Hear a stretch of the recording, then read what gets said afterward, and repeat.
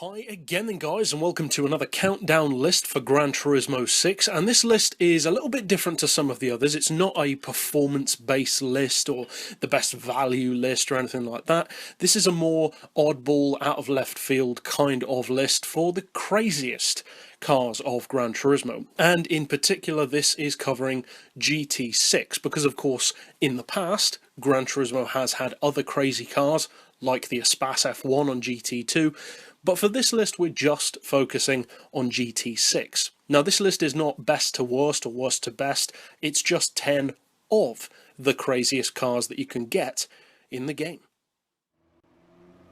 And kicking us off first of all is not only the oldest car in the game on Gran Turismo 6, the 1930s Auto Union Streamliner, but as well as being the oldest car, it's also totally unique visually. It's a pretty crazy looking car, being totally focused on aerodynamic efficiency, at least based on the technology that they had at the time, and the performance that it gives you can actually rival pretty much any modern supercar and modern racing car on the game.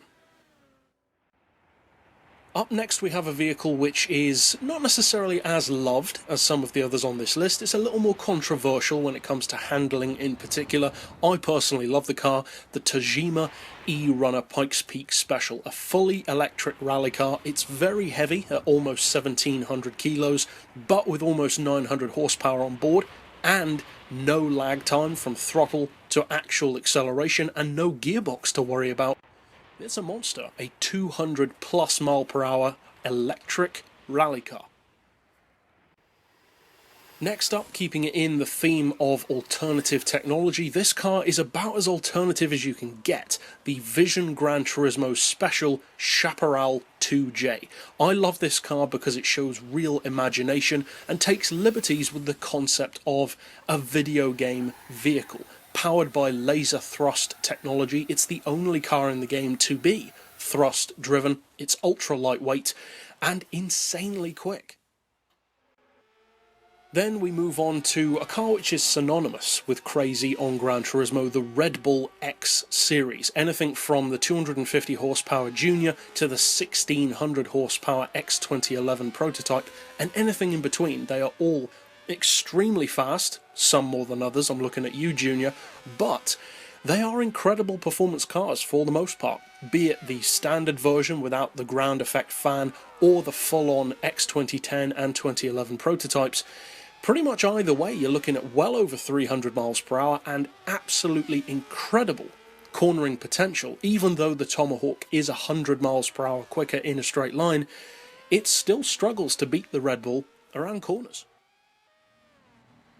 Next up we have another one of those cars which is one of the first to come to mind when you mention crazy cars on Gran Turismo, and it has been one of the craziest since it was introduced on Gran Turismo 4, the Leno Spec tank car, the largest engine in the game at 29.3 litres and the second highest torque output in the game, second only to the GT by Citroën Concept. It's not all that quick, but if you're looking purely for crazy, it's one of the craziest you can get. A 3.5 ton, 170 mile per hour hot rod that happens to have so much torque even in real life that it started to bend its own chassis. Next up we have a relative newcomer to the crazy Gran Turismo car scene, the DeltaWing. Developed with Nissan engine technology initially and available in two forms, one faster than the other, the DeltaWing is totally unique when it comes to visual style, and although the handling isn't for everyone, it has amazing fuel economy, is surprisingly good through corners when tuned correctly, and for its power, has incredible straight line potential.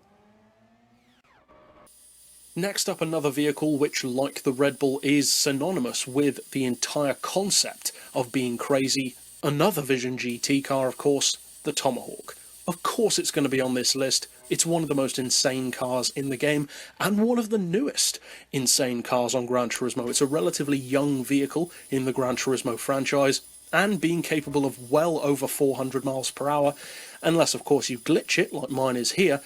Even so, without that glitch, it's the fastest car in the game. With the glitch, you can almost turn back time with it. It's insanely quick, not only in a straight line, but around corners too.